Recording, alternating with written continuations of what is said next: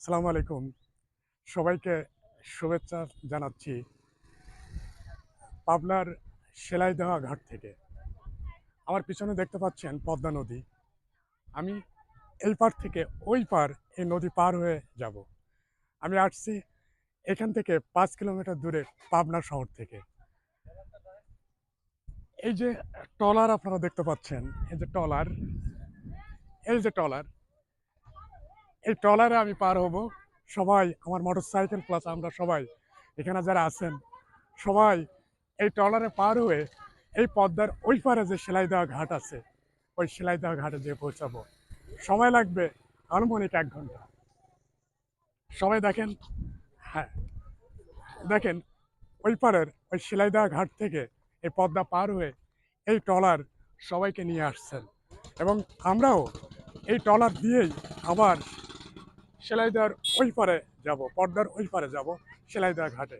তারপর ওখান থেকে কুষ্টিয়া হয়ে তারপর আমি আমার গন্তব্যে চলে যাব।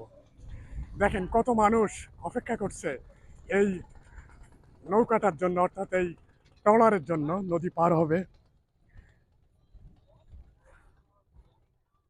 দেখেন পদ্মা, সেই পদ্মার তীর অর্থাৎ পদ্মার ঘাটে, সেলাইদা ঘাটে আমি এখন অবস্থান করছি। আজ ৫ই অক্টোবর ২০২৪ খ্রিস্টাব্দ।